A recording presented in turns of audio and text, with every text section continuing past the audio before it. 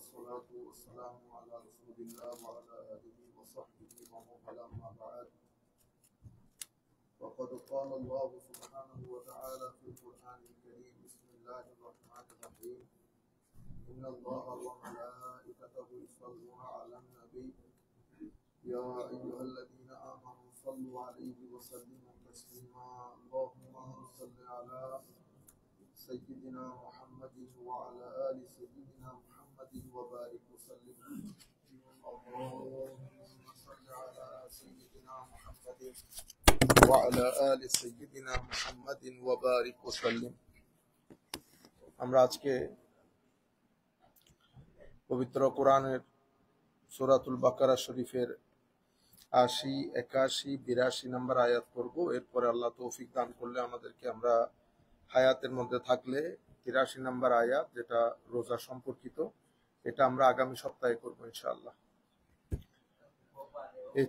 এই ৩ আয়াতের মধ্যে আল্লাহ রাব্বুল আলামিন ইরশাদ করেন, কুতিবা আলাইকুম ইজা হাদারা আহাদাকুমুল মাউতু ইন তারাকা খায়রানিল ওয়াসিয়াতু লিল ওয়ালিদাইনি ওয়াল আকরাবিনা বিল মারুফ হাক্কান আলাল মুত্তাকিন فمن بدله بعدما سمعه فإنما إثمه على الذين يبدلونه إن الله سميع عليم فمن خاف من موص جنفا أو إثما فأصلح بينهم فلا إثم عليه إن الله غفور رحيم।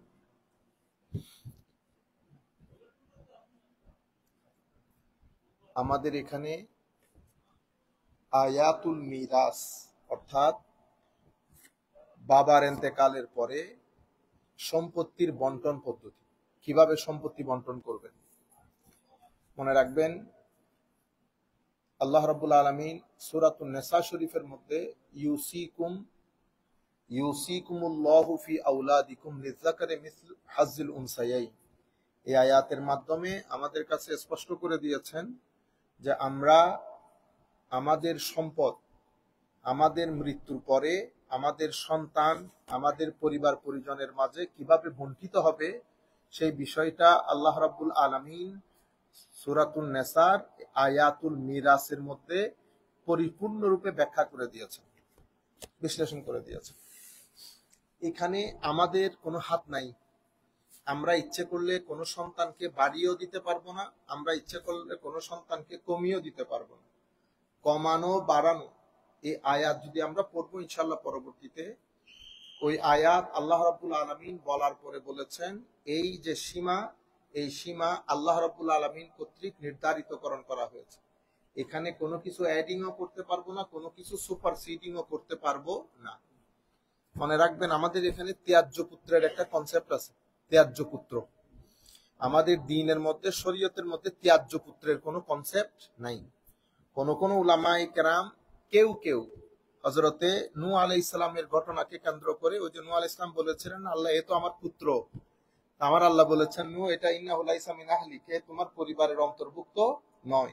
কিন্তু এটার কনটেক্সট ভিন্ন ছিল, কিন্তু আমাদের সন্তানরা অনেক সময় অবাধ্য হয়। অবাধ্য হলে স্বাভাবিকভাবে এটা পরীক্ষা, মা বাবার জন্য পরীক্ষা। কিন্তু আমরা সন্তানকে ওই যে সম্পদ থেকে যে বের করে দেওয়া, সেটা আসলে আমাদের শরীয়তের মধ্যে, আমি শব্দ কেয়ারফুলি ইউজ করতেছি, সমীচীন না। কারণ সম্পদ বন্টন সেটা আমার আল্লাহ রাব্বুল আলামিন করে দিয়ে গেছেন। এখানে অনেক সময় দেখা যায় যে বাবার সন্তানের মধ্যে, ধরেন ৬ জন সন্তানের মধ্যে বাবার এক মেয়ে অনেক বেশি দুর্বল থাকে। বাবার হীন হায়াতের মধ্যে ইচ্ছে করলে সেই মেয়েকে, কারণ বাবার অন্যান্য সন্তানগুলো ফাইন্যান্সিয়ালি এফিশিয়েন্ট, ফাইন্যান্সিয়ালি তারা একটু ভালো অবস্থানের মধ্যে আছে। এভাবে অনেক সন্তান থাকে এরকম, কারণ এক বাবার সব সন্তানের ফাইন্যান্সিয়াল যেই সামর্থ্য সেটা কখনো এক ধরনের হয় না। তো কোনো বাবা যদি ইচ্ছে করে তার অপেক্ষাকৃত অর্থনৈতিকভাবে দুর্বল সন্তানকে কিছু টাকা পয়সা দিয়ে সবল করে দেবেন, সেটা আলাদা বিষয়। কিন্তু বাবার মহব্বতের কারণে, আচ্ছা আরেকটা বিষয় এখানে বলে রাখি, মনে রাখবেন বাবার যখন সন্তান থাকে 2 বা ততোধিক, কোন মা বা বাবার পক্ষে সকল সন্তানকে ইকুয়ালি মহব্বত করা সম্ভব হয়? আল্লাহর পক্ষ থেকে সম্ভব না। আমাদের নেচার, মানে বাই নেচার, এটা it is quite impossible to give everybody equally the same love. না, ইউ ক্যানট ডু দিস। তাহলে মনে রাখবেন, কাউকে বেশি মহব্বত করা এটা দোষের না। আবার বলি, কাউকে অন্যের তুলনায়, দ্বিতীয় নম্বর সন্তানের তুলনায় তৃতীয় নম্বর সন্তানকে মহব্বত বেশি করা এটা দোষের না। কিন্তু এটার উপর ভিত্তি করে ফ্যাসিলিটি বেশি দেওয়া দোষের। ফ্যাসিলিটি বেশি দেওয়া দোষের। আমি আবার বলছি, এটা খুবই গুরুত্বপূর্ণ। কোন সন্তান আপনি মহব্বত বেশি করবেন, 2-3 জন সন্তান থাকলে ইকুয়ালি মহব্বত করা সম্ভব হয়। আল্লাহ আমাদেরকে ওভাবে বানানি নেই, আমাদের সেটিংস ওই রকম না, আমাদের সেটিংস ওই রকম না। তাহলে আমাদের সেটিংস অনুযায়ী মহব্বত কোন কোন শিক্ষকের প্রতি, কোন কোন সন্তানের প্রতি বেশি হতেই পারে, কিন্তু সেটার উপর ভিত্তি করে যদি ফ্যাসিলিটির মধ্যে কি হয়ে যায়, আপস এন্ড ডাউনস হয়ে যায়, তাইলে অবশ্যই ধর্তব্য। এটা আপনি করতে পারবেন না, এটা জুলম হয়ে যাবে। বাবার মাধ্যমে সন্তানের উপর জুলম হয়ে যাবে। সেটা মা করলে মার মাধ্যমে হবে। মারাও অনেক সময় বা বললেও ভিতরে কিন্তু ঠিকই বুঝে, কিন্তু মারা পক্ষ নিয়ে ফেলে। এটা এটা এটা মহিলাদের একটা অনেক বড় দুর্বলতা ব্যক্তিত্বের মধ্যে। মেজরিটি মহিলারা এরকম পার্ট নিয়ে ফেলে, কোনটা সত্য কোনটা মিথ্যা। যেমন ঘরের মধ্যে একটা কেস হয়েছে, কেস হচ্ছে বড় ছেলের বউ আর ননদ, যার এখনো বিয়ে হয়নি। এখন মারা কি করে, মারা সত্য মিথ্যা যাচাই করে না, মারা বিসমিল্লাহ করে আগে আগে নিজের মেয়ের পক্ষে নিয়ে নেবে। অসংখ্য কেসের মধ্যে, যেমন আমি একবার একটা ইয়ার মধ্যে ছিলাম, সালিশের মধ্যে, ঘরের বড় বউয়ের বড় ছেলের বউ, সেও কিন্তু নিজের মেয়ে অর্থাৎ ননদ, দুইজনেই কিন্তু সেম ক্লাসেই পড়ে, সেম ইউনিভার্সিটিতে, অনার্স 4th ইয়ারে। তাইলে ওই বিয়ে হয়ে আসছে, তো সে 11টার সময় যখন উঠছে, 1 দিন 2 দিন 3 দিন, এটা অনেক দোষের হয়ে গেছে। কিন্তু নিজের মেয়ে যে 12টার সময় উঠে, ওইটা দোষে না। এটা নিয়ে আচ্ছা যাই হোক, অনেক বড় কেউ সৃষ্টি হয়ে গেছে ছেলেদের পক্ষে। ছেলেরা এক সময় অনেক বেশি অসহায় হয়ে যায়, কোন দিকে যাবে কেউ মাফ করে না। বড় আজীব দুনিয়া, মানে সিস্টেমের মধ্যে পড়ে গেলে, স্বার্থের মধ্যে পড়ে গেলে কেউ ছাড় দিতে চায় না। সেই জায়গার মধ্যে বাবারা খুব গুরুত্বপূর্ণ রোল প্লে করে। এটা মানে এটা পুরুষ মানুষের একটা আলাদা বৈশিষ্ট্য। আল্লাহ যেহেতু ওদেরকে নেতৃত্ব দান করেছেন, এবং নেতৃত্বের একটা ইনবিল্ট কোয়ালিটি আল্লাহ পুরুষ মানুষকে দান করেছেন। এখন আমি দেখেন, এই মা বলতেছেন মহিলা, যে এটা তো আমার মেয়ের ঘর, আমার মেয়ে 11টা 12টা বা উঠলে অসুবিধা কি?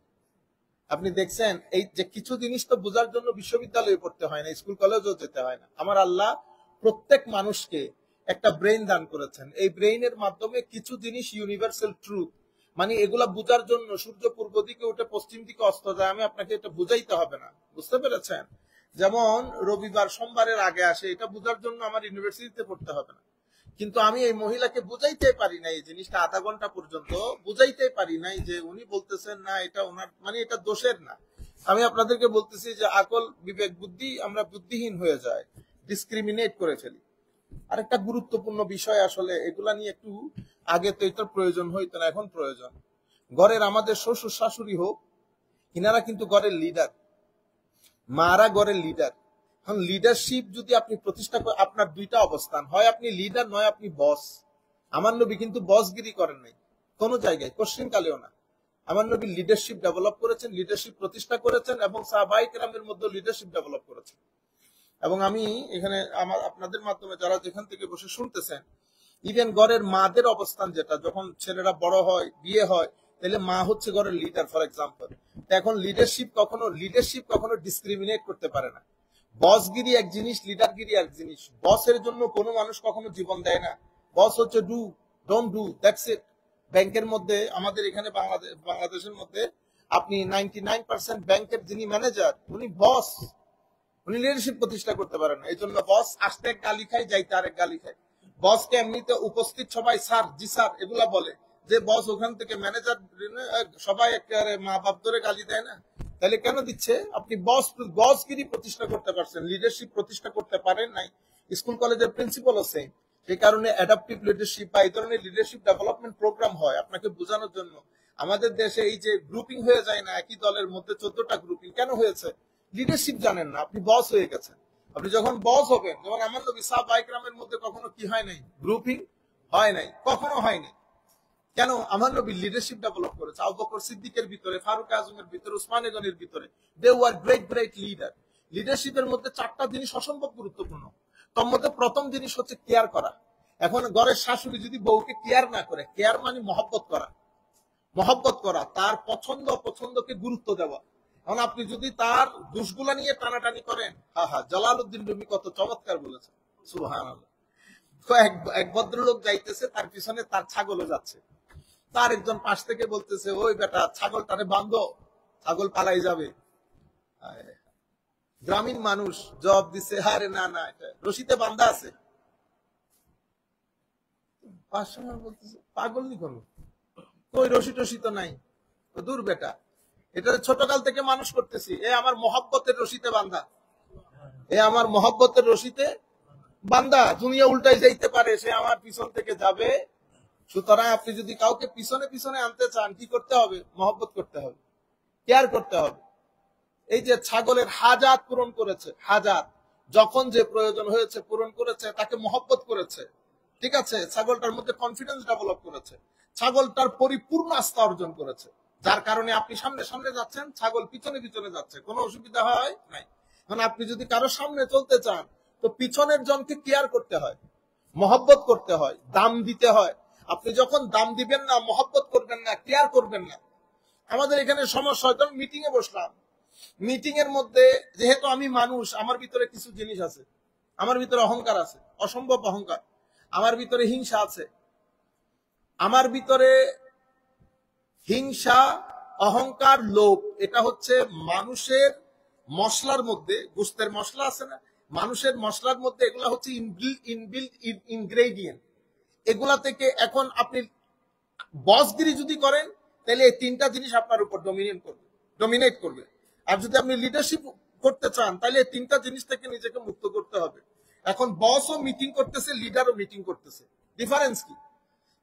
তো আমার নবী সাল্লাল্লাহু আলাইহি ওয়াসাল্লাম সাহাবায়ে কেরামের সাথে পরামর্শ করতেন। তা আমাদের কিছু ভাই আগা নাই মাথা নাই, তো দেখছেন নি, উনি মানুষ না হল, উনি কি পরামর্শ করছেন? আরে বেটা, লিডারশিপ বুঝাইছে। আমার নবী বস না তো লিডার। লিডার শুনতে হয়, বলতে দিতে হয়, শুনতে হয়, বলতে দিতে হয়, চেয়ার ছেড়ে দিতে হয়, তাইলে লিডার। এখন বস কি করে? বসের ভিতরে তো হিংসা আছে, স্বাভাবিক। ব্যাংকের মধ্যে বা এই ধরনের স্কুলের মধ্যে সব তো তার আন্ডারে। আচ্ছা, একজনে বলতেছে, ওইসে তোমার কথা হয়েছে, তুমি আর বলিও না, এগুলো কি বলো, আগা নাই মাথা নাই, বুঝছেন? এই বস, এ লিডার না, এই শুনতে চাচ্ছে না, আপনাকে বলতে দিতে চাচ্ছে না, বুঝতে পেরেছেন? এরপরে তার পাশে একজন আছে, ধরেন একটু দাপুটে, মনে হয় যেন তার পরের অবস্থান, কে একটু ইদার উদার করলে তার চেহারা এসে বসবে, বুঝতে পেরেছেন?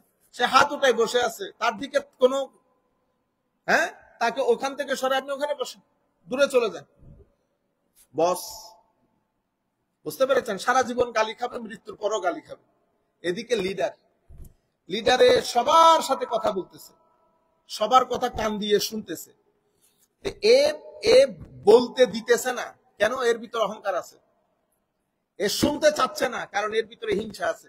হিংসা কারো কথা শুনতে দেয় না, হিংসা কারো কথা শুনতে দেয় না।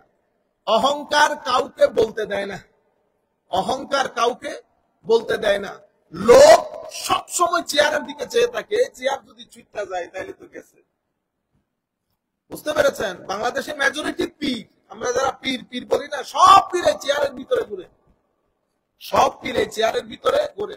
12-14 জন জাহেল মূর্খ রাখে, 12-14 জন জাহেল মূর্খ রাখবে। এই জাহেল মূর্খ আগে পিছিয়ে থাকবে, পীরটি পাশি দিয়ে সাধারণ মানুষের ভিতরে একটা ভীতির সঞ্চার করে। সাধারণ মানুষ মনে করে কি না কি আসতেছে। তাইলে এই গত 300 বছর ধরে আমাদের পীর সাহেবদের মধ্যে এলিটনেস চলে এসেছে। কিনেস, এলিটনেস।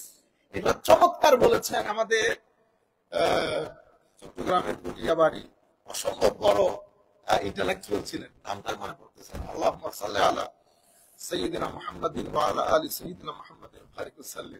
আচ্ছা, দেখি মনে পড়বে। অনেক বই লিখেছেন, অনেক বই লিখেছেন, অসম্ভব বড় মাপের বুদ্ধিজীবী। ওই যে অতি সাধারণ, অতি সাধারণ। উনি একটা, সবাই বলতো উনি এইথিস্ট। তো আমি এখানে আসার আগে আমি এখানে আসার আগে আমাকে ওনার অনেক বই গিফট করেছেন আমার এক ছাত্র, ওনার রচনা সমগ্র। তো আমি এখানে আসার বুঝো 2-3 দিন আগে আমি একটু বাসায় বসে বসে ওনার বইতে দেখতেছি, ওনার একটা আর্টিকেল পাইছি ইসলামের উপর। সুবহানাল্লাহ, কি দারুণ করে লিখছে আমার নবীর তবলিগের উপর। উনি ওই আর্টিকেলের মধ্যে বলতেছে, আমি বাংলাদেশের যারা সমাজতান্ত্রিক দল এইটিজমের বিভিন্ন আইডিওলজির সাথে সম্পৃক্ত, আমি তাদেরকে বলবো আপনারা বেশি বেশি করে মুহাম্মদুর রাসূলুল্লাহ সাল্লাল্লাহু আলাইহি ওয়াসাল্লামের জীবনী পড়েন। উনি সাধারণ মানুষের সাথে মিশে যেতেন, ওনার ভিতরে এলিটনেস ছিল না, উনি সবার সাথে বসতেন, সবার সাথে উঠতেন, সবার সাথে খেতেন, উনি কোনো ক্লাস মেনটেন করতেন না। যেটা তোমরা পরবর্তীতে দেখতেছো গত 200-300 বছর ধরে, সেটা মুসলমানদের পীরদের মাধ্যমে দিন ধর্ম প্রচার হয়েছে ঠিক, কিন্তু পরবর্তী পীরদের মধ্যে এলিটিজম চলে এসেছে। সেই কারণে আমাদের এখানে এই কিছুদিন আগে এক ভদ্রলোক বলতেছেন, হুজুর অমুক জায়গায় গেছিলাম, পীর সাহেবের হাতে বায়াত গ্রহণ করবো, মারে মারে মা 3-4 দারওয়ান হুজুর, 3-4 দারওয়ান, তো 3-4 দারওয়ান ব্যাত করে ভিতরে ঢোকা সম্ভব হয় নাই। যাই হোক, তাই আপনাদেরকে বলতে চাচ্ছিলাম যে একটা হচ্ছে হিংসা। হিংসা আপনাকে শুনতে দিবে না, অহংকার বলতে দিবে না। লোকটা খালি চেয়ারের দিকে তাকাই থাকে। লিডারের চোখ কোনোদিন চেয়ারের দিকে থাকে না, লিডারের চোখ থাকে অর্গানাইজেশন এবং কর্মীর দিকে। আমার কর্মীগুলা ঠিক আছে, খেতে পারতেছে কিনা, আমার কর্মীর কোনো সমস্যা আছে কিনা, অর্গানাইজেশন কোন জায়গায় কোন সমস্যার মধ্যে দিন অতিবাহিত করতেছে কিনা। তাইলে লিডারের দৃষ্টি হচ্ছে কর্মী এবং অর্গানাইজেশন কেন্দ্রিক। বসের দৃষ্টি থাকে, আর যে সমস্ত লিডারের মাধ্যমে গ্রুপিং হয় তাদের দৃষ্টি থাকে চেয়ার কেন্দ্রিক। আর আমাদের কতগুলো জাহেল মূর্খ কর্মী বাহিনী আছে, জাহেল মূর্খ অমানুষ, এই ডাকাতগুলোর পিছনে পিছনে ঘুরে। আজীব লাগে এই ডাকাতগুলোর পিছনে পিছনে ঘুরে। কিছুদিন আগে একটা ফ্লাইট ভেঙে পড়ছে না, প্লেন একটা ভেঙে পড়ছে না স্কুলের মধ্যে। মানে কি বলবো, এটা আমরা ওই যে অভিশপ্ত সমাজ হলে যেটা হয় আর কি, অভিশপ্ত সমাজ হলে, আরে বেটা এটা ফ্লাইট উড়াবি একটা স্কুলের উপর দিয়ে কেন উড়াইতে গেলি? আর এই পুরানো ফ্লাইট যারা কিনছে প্রথমত ওগুলারে মানে 15 দিনের মধ্যে ফাঁসি দেওয়া দরকার, 15 ডেজ এর মধ্যে তাদের ফাঁসি নিশ্চিত করা দরকার। একটা দেশ এই পরিমাণ কারাপশনের মধ্যে চলে গেছে। তারপরে আমাদের এই রাজনীতিবিদ এগুলা মরেও না, যে আল্লাহর আজীব মেহেরবানি, মরেও না এগুলা প্রথমে মানুষ মারা যাবে, মানুষ মারা যাওয়ার পরে এবার মানুষ মারা যাবে 10 জন, এরা বলবে 2 জন, 8 জন গায়েব, এটা আরেক রাজনীতি। তারপরে আমাদের কিছু বিরোধী দল আছে না, বিরোধী দল বাইরে থেকে এগুলার ঠেলা মারে। এগুলা কোন দেশ কই যায়, রাষ্ট্র কই যায়, রাষ্ট্রের মানুষ কই যেতেছে, এদের দৃষ্টি চেয়ারের দিকে। কোন দিকে? চেয়ারের দিকে।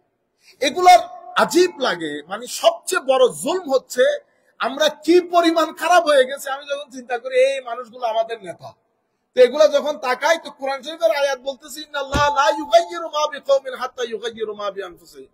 তো এই নেতাগুলো পরিবর্তন হবে না যতক্ষণ তুমি পরিবর্তন না হও। তুমি ভালো হলে না নেতা ভালো হবে। আপনি দেখতেছেন না, মুরিদ দেখলে পীর বোঝা যায় না। মুরিদ দেখলে আপনারা বলেন না গৌজুর মুরিদ, এই তো সকাল সন্ধ্যা গালি দেয়, তো সকাল সন্ধ্যা হায় হায়।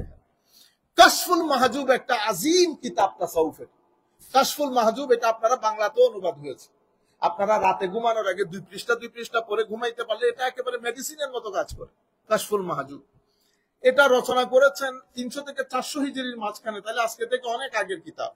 এবং এটা আমাদের আলেম উলামায়ে কেরাম, যা তরুণ উলামায়ে কেরাম আছেন তাদেরকে বলবো, তাসাউফের কিতাবের মধ্যে অসংখ্য কিতাব তাসাউফের, তার মধ্যে 2-3টা কিতাব মানুষের উপরে একেবারে উস্তাদের মতো আসর করে।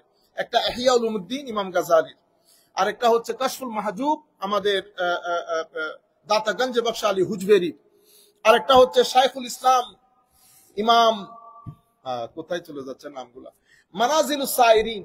মানাজিলুস সাইরিন করবেন। এই 3টা তাসাউফের জগতের মধ্যে উজ্জ্বল কিতাব, এগুলা উস্তাদের মতো আসর করে, আপনারা এগুলার প্রতি দৃষ্টি রাখবেন। তো কাশফুল মাহজুবের মধ্যে উনি বলতেছেন, দাতাগঞ্জ বখশ আলী হুজবেরি, আমি আমার শেখকে নিয়ে আজারবাইজানের রাস্তা দিয়ে যাচ্ছিলাম, তখন আমি দেখি কিছু মুরিদ, ওই তখন গমের সিজন ছিল, গম উঠিয়েছে, তো কিছু মুরিদ ওই নিয়ে গম তুলতেছে। আমার কাছে ব্যাপারটা অবাক লাগলো, কি রে সুফিয়ায়ে কেরাম আল্লাহর দরবারে পর্যন্ত চাই না কোনো আদবের খেলা হইতেছে কিনা, এটার জন্য এই সুফি কেমনে মানুষের দরবারে এমনি এমনি গম তুলে। আমি আমার শেখকে জিজ্ঞেস করলাম, হুজুর কি মাজারা? এরা এরকম মানুষের তারে তারে চাউল নিয়ে ভিক্ষার ঝুলি নিয়ে ঘুরতেছে, হুজুর এটা কেমন? তখন আমার শেখ আমাকে জবাব দিলেন, এটা বলতেছেন দাতাগঞ্জ বকশালী হুজুরের। আমার শেখ আমাকে জবাব দিলেন, বেটা এদের পীর যেটা সে দুনিয়াদার পীর। সে কি পীর? দুনিয়াদার। এ মুরিদের মুতালাশি, মুরিদ তালাশ করে। তো যেই সমস্ত পীর দুনিয়াদার, আল্লাহ সেই পীরের মুরিদকে মানুষের ঘরে দুয়ারে দুয়ারে এভাবে অপমানিত, অপদস্থ, লাঞ্ছিত, বঞ্চিত করে।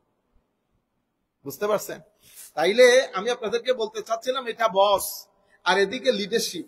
লিডারশিপ বলতে দেয়, লিডারশিপ প্রথম কথা বলতে দেয়। লিডারশিপ কখনো আপনি বললে কখনো আপনাকে স্টপ করে দিবে না। লিডারশিপ শোনা পছন্দ করে, আপনি কি বলতেছেন, তাইলে আপনাকে বলতে দিবে এবং শুনবে। আপনার অবস্থা কি, অর্গানাইজেশনের অবস্থা কি, তার চেয়ার কোথায় যাইতেছে, ডাজন্ট ম্যাটার। সেই কারণে লিডারশিপের জন্য মানুষ জীবন দিয়ে দেয়, কোন বসের জন্য কোন মানুষ জীবন দেয় না। আমার নবী যেটা ডেভেলপ করেছেন সেটা লিডারশিপ ডেভেলপ করেছেন। সেই কারণে লিডারশিপের জন্য 4টা জিনিস অসম্ভব গুরুত্বপূর্ণ। সেটা স্কুলের প্রিন্সিপাল হোক, সেটা ঘরের শাশুড়ি হোক, সেটা মসজিদের ইমাম হোক, যেই হোক, আমরা যিনি যেই জায়গায় লিডারশিপের দায়িত্ব পালন করি, প্রথম বিষয় ক্লিয়ারই হইতে হবে। ওই ছাগলের মতো এমন এমন মহব্বত দিছি, এই ছাগল আমি যেখানে যাব আমার পিছনে পিছনে যাবে। কেন? সে আমার মহব্বতের রশিতে বাধা, মহব্বতের রশিতে বাধা। পৃথিবীতে সমস্ত রশি ছিন্ন করে মানুষ পালিয়ে যায়, মহব্বতের রশি ছিন্ন করে পালায়। তাহলে কেয়ার প্রথম জিনিস। দ্বিতীয় জিনিস হচ্ছে মানুষের আপনার প্রতি আপনার যে কাজ সেটাকে অ্যাকনলেজ করা, স্বীকার করা, সেটা নিয়ে কথাবার্তা বলা, অ্যাপ্রিসিয়েট করা। এখন ঘরের বউ ফর এক্সাম্পল একটা কাজও যদি করে, আপনি যদি একটু অ্যাপ্রিসিয়েট করেন, দ্বিতীয় দিন সে আরেকটু বাড়াবে, তৃতীয় দিন আরেকটু বাড়াবে।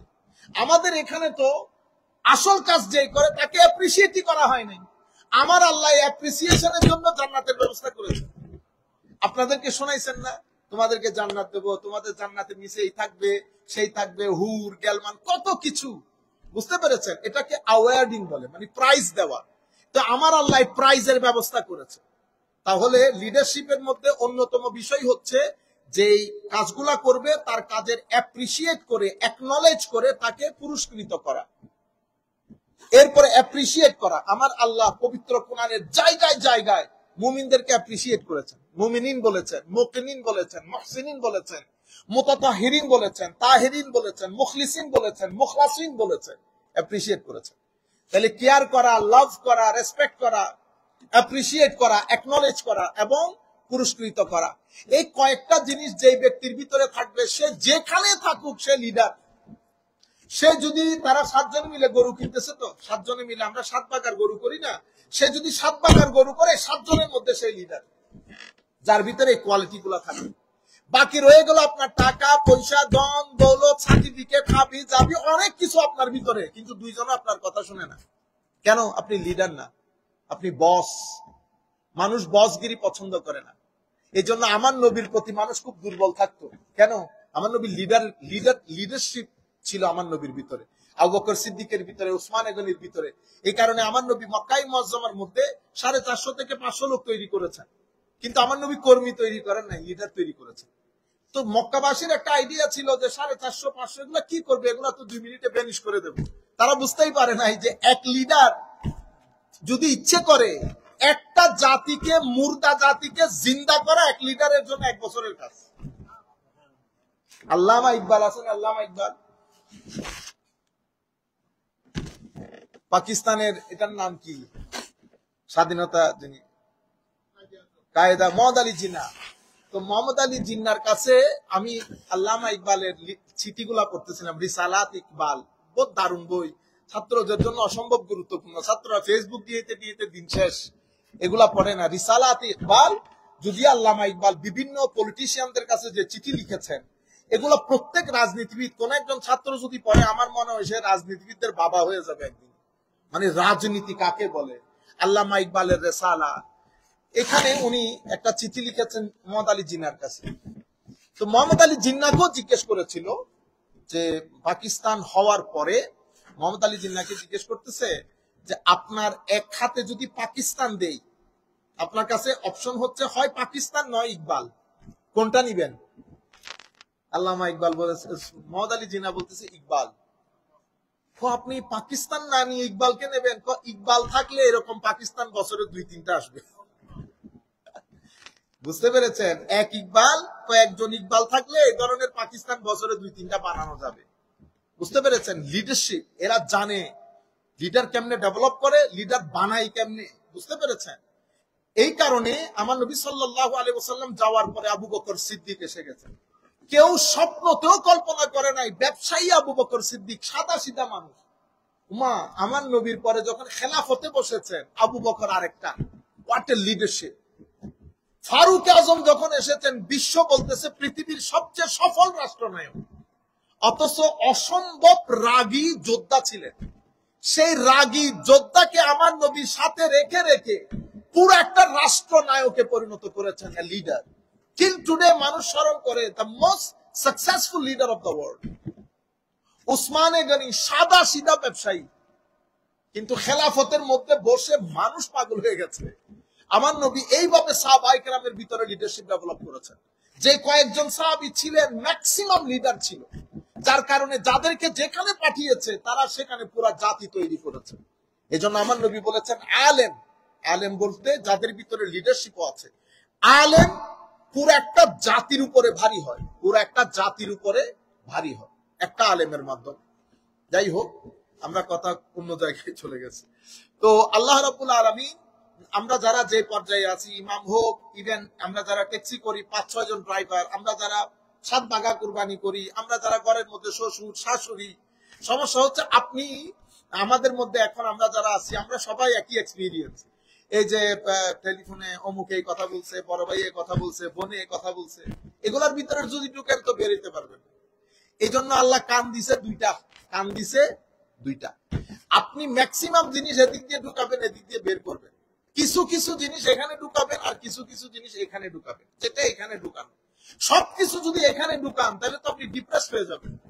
কোনো দরকার নাই। এগুলো হচ্ছে আপনি জুস বানানোর সময় সবকিছুকে আপনি গ্লাসে নেন, কিছু জিনিস ওয়েস্টেজ হয়ে চলে যায়। সম্পর্কগুলো সামনে নিয়ে যেতে হলে এখানে অনেক কথাবার্তা হবে। আপনি ম্যাক্সিমাম কথাবার্তাগুলোকে ডিসরিগার্ড করেন, কারণ হায়াত খুব সীমিত। আমরা যারা 40 বছরের হয়ে গেছি, আমাদের সূর্য কিন্তু অস্ত যেতে শুরু করেছে। আপনারা দুনিয়ার এই আবল নাবল হাবি জাবি এগুলো আমরা শুনবো না। আমরা এখন আমাদের জিন্দগি কবরমুখী, 40 বছর তাদের হয়ে গেছে। সুতরাং আমরা আত্মীয়তার এই সমস্ত নেগেটিভ কথাবার্তাগুলোকে ডিসরিগার্ড করেন, অ্যাভয়েড করেন। আমার নবী আমাদেরকে এটা তালিম দিয়েছে, অ্যাভয়েড করার জন্য তালিম দিয়েছে। নাম্বার 1। নাম্বার 2 হচ্ছে সম্পর্কগুলো যেন আরো গাঢ় হয়। যা যা আপনার পক্ষ থেকে করা সম্ভব আপনি আপনার গুলো কখনো কমতি করবেন না, কারণ অন্য কারো কোনো কিছু সম্পর্কে আমার আল্লাহ আপনাকে আমাকে জিজ্ঞেস করবেন, আমারটা সম্পর্কে আমাকে জিজ্ঞেস করবেন। আপনারা বুঝতে পেরেছেন? আর সম্পর্কগুলো একসাথে নিয়ে চলতে গেলে অনেক সমস্যা হয়। একটা ফুটবলকে এই গোলকিপার থেকে ওই গোলকিপার নিয়ে যেতে আপনি ইজিলি চলে যেতে পারবেন? কতগুলো মানুষকে ডানে বামে সামনে পিছনে পা ভাঙতেছে, হাত ভাঙতেছে, শেষে গোল হয়। এরপরে আপনি একটা চিল্লানি মারেন, গোল হয়েছে, এরপরে আপনাকে একটা পুরস্কার দেয়। তো এই পুরস্কারের পেছনে অনেক ধরনের লক্ষ্মী অনেক পেশেন্স ডিপেন্ড করে। আপনি যদি ধৈর্য ধারণ না করেন তাহলে তো এখানে সব উল্টাপাল্টা হয়ে যাবে। সুতরাং আমাদের দেশে যেহেতু আমরা বিভিন্ন সম্পর্কে সম্পর্কিত, মায়ের দিক বাবার দিক, আমাদের এখানে এই সমস্ত কথাবার্তা গুলা বেশি হয়। ঘরের মা বোনদেরকে একটু করে এগুলা বলবেন, নসিহত করবেন যে এই সমস্ত কথাবার্তা গুলা আমরা যেগুলা পজিটিভ সেগুলা নিয়ে নেগেটিভ কথাগুলা বাদ দিয়ে। আর আমরা যদি এগুলাতে থাকি বের হইতে পারবো না। যাদের 40 বছর হয়ে গেছে আমরা একটু কবর চিন্তা করি অনেক বেশি। আল্লাহ রাব্বুল আলামিন আমাদের হামি ও নাসির হোক। তো আমাদের যে জিনিসগুলো আমাদের মিরাসের সম্পত্তি, সেটা আমার আল্লাহ মিরাসের আয়াতের মধ্যে পরিষ্কার বলে দিয়েছেন। কিন্তু মিরাসের আয়াত আসার আগে এই মুসলমানরা কি করে যেত? ওসিয়ত করে যেত। ওসিয়ত, আমার সম্পদের মধ্যে যাদের সম্পদ আছে, আমার সম্পদের এত অংশ অমুক, এত অংশ অমুক, এত অংশ অমুক, এই ওসিয়ত গুলা করে যেত। এই ওসিয়ত সম্পর্কে এই আয়াতের মধ্যে বলা হচ্ছে, কুতিবা আলাইকুম ইযা হাদারা আহাদাকুমুল মাউত ইন তারাকা খায়রানিল ওসিয়া লিল ওয়ালিদাইনি ওয়াল আকরাবিনা বিল মারুফ হাক্কান আলাল মুত্তাকিন। তোমাদের কারো যখন মৃত্যুর সময় উপস্থিত হয়, সে যদি কিছু ধন সম্পদ ত্যাগ করে যায়, তবে তার জন্য ওসিয়ত করা বিধিবদ্ধ করা হলো। কুতিবা আলাইকুম, ইতপূর্ব কুতিবা শব্দটা ফরিজার অর্থে ব্যবহৃত হয়। কুতিবা মানে তোমাদের উপর ফরজ করা হয়েছে, কিন্তু এখানে ওসিয়ত ফরজ না, এরপরও কুতিবা শব্দ ব্যবহৃত হয়েছে। তো এখন আমরা কোথায় যাব? এই কারণে আমাদের মাযহাব প্রয়োজন হয়। মাযহাব মানি না আমরা হানাফি, শাফিঈ, মালিকি, হাম্বলি। কেন? এখন এই কুতিবা দিয়ে কি অর্থ করব? ফরজ করব, ওয়াজিব করব, সুন্নত করব, কি করব আমরা জানি না। তো যে সমস্ত উলামায়ে কেরাম জানেন কুরআনের অন্যান্য আয়াত, আহাদিসে পাক এবং এগুলা টেক্সট, কনটেক্সট সবকিছু সম্পর্কে যাদের সম্যক ধারণা, আমরা তাদের অনুসরণ করি। এখানে কিন্তু কুতিবা ব্যবহৃত হয়েছে। এরপরে কুতিবা আলাইকুমুস সিয়াম পরবর্তী আয়াতের মধ্যে রোজা ফরজ, এই তো রোজা তো ফরজ, ওসিয়ত ফরজ না। এখন এই যে ফরজ না, এটা আমি এখন কিভাবে বুঝবো? যেমন হাক্কান আলাল মুত্তাকিন, হাক্কান আলাল মুত্তাকিন, ওসিয়ত করা কি শুধু মুত্তাকিনের জন্য ফরজ? আমি তো মুত্তাকি, কারণ মুত্তাকিনের যে কন্ডিশন সেটা আমার মধ্যে ম্যাক্সিমাম নাই। তাইলে কোরআনের কিছু কথা বলার রং ঢং আছে। সে কারণে আমাদের উলামায়ে কেরাম বলতেছেন পবিত্র কোরআনের মধ্যে প্রায় 8টা উপায়ে আল্লাহ রাব্বুল আলামিন একটা জিনিসকে ফরজ করেছেন, হুকুম দিয়েছেন, কিন্তু এটা ফরজ না, ডু বলেছেন, but it is not compulsory for us. Sometimes এটা কম্পালসারি হয়, সামটাইমস রেকমেন্ডেশন হয়, সামটাইমস অপশনাল হয়। তো এগুলা বের করেন উলামায়ে কেরাম। যাই হোক, ফামান বাদদালাহু বা'দা মা সামিআহু ফাইন্নামা ইসমুহু আলাল্লাযিনা ইউবাদদিলুনাহু ইন্নাল্লাহা সামিউন আলীম। ফামান খাফা মিন মুসিন জানাফান আও ইসমান ফাআসলাহা বাইনাহুম ফালা ইসমা আলাইহি ইন্নাল্লাহা গফুরুর রাহিম। অর্থাৎ আমাদেরকে ওই বলা হচ্ছে তোমাদের মধ্যে যাদের মৃত্যুর সময় উপস্থিত হবে, তোমরা যদি চাও তাহলে ওসিয়ত করে যেতে পারো। ওসিয়তের মধ্যে কেউ পরিবর্তন করলে, তো যে ব্যক্তি পরিবর্তন করবে, অর্থাৎ ওসিয়ত করে যাওয়ার পরে আমি যখন সম্পদগুলো এভাবে বন্টন করব, কেউ যদি ওসিয়ত পরিবর্তন করে, সে তার গুনাহ তাকে ভোগ করতে হবে। এবং কেউ যদি, যিনি ওসিয়ত করেছেন, সে যদি আবার জুলুম করে, যাকে যতটুকু দেওয়ার দেয় নাই, বুঝতে পেরেছেন? কিন্তু উলামায়ে কেরাম বলেছেন এই আয়াতটা পবিত্র কোরআনের আয়াতুল মিরাজ দিয়ে মনসুখ হয়ে গেছে। মনসুখ মানে রহিত হয়ে গেছে, অ্যাব্রোগেশন, যেটাকে আমরা আমাদের সংসদের, আমাদের পার্লামেন্ট কি বলে, আমাদের কনস্টিটিউশনের ভাষায় সংশোধনী বলি। তো এখানে সংশোধনী না, কোরআনে পাকের মধ্যে আমার আল্লাহ বলছেন মা নানসাখ মিন আয়াতিন আও নুনসিহা নাতি বিখাইরিন মিনহা ওয়া মিসলিহা। আল্লাহ রাব্বুল আলামিন অবস্থার পরিপ্রেক্ষিতে কিছু হুকুমের মধ্যে পরিবর্তন, পরিমার্জন, পরিশোধন, সংযোজন, বিয়োজন করেন according to the context, according to the situation, according to the environment. তো এটাকে রহিতকরণ বলে। তো পবিত্র কোরআনের কোন আয়াত রহিত হয়েছে, কোন আয়াতের মাধ্যমে রহিত হয়েছে, এটা তো আমরা জানি না। এগুলা জানার জন্য আমরা মাযহাবের মুখাপেক্ষী হই। ইনশাআল্লাহ আমরা পরবর্তী সপ্তাহে আমরা রোজা সম্পর্কে 183 নম্বর আয়াত থেকে শুরু করব। এখন আমরা একটু জিকির করব, আপনারা গত সপ্তাহের মতো গোল চক্কর হয়ে বসে যাবেন সবাই একসাথে। বিসমিল্লাহ। সবাই একটু উঠে গোল চক্কর করে বসে যাবেন, গোল একদম ইয়া করে ফেলেন, গত সপ্তাহের মতো। আল্লাহু আকবার। আসেন, গোল করে বসে যান, যতটুকু সম্ভব গোল করে বসে যান, আর আমরা সবাই এক আওয়াজে বলবো। কারো আওয়াজ যদি ছুটে যায় তাহলে মূল আওয়াজের সাথে একই আওয়াজে বলবেন। সবার প্রতি অনুরোধ, এক আওয়াজে হবে। আপনার যদি মনে হয় আপনার আওয়াজ একটু মানে আগে চলে গেছে, তাহলে আপনি মূল আওয়াজের সাথে আবার বিদায় নেবেন। সবাই ইস্তেগফার করুন। আউযু বিল্লাহি মিনাশ শাইতানির রাজীম। বিসমিল্লাহির রাহমানির রাহিম। আস্তাগফিরুল্লাহ রাব্বি মিন কুল্লি যামবিন ওয়া আতুবু ইলাইহি। লা হাওলা ওয়া লা কুওয়াতা ইল্লা বিল্লাহিল আলিয়্যিল আযীম। আস্তাগফিরুল্লাহ ইন্নাল্লাহা গফুরুর রহিম।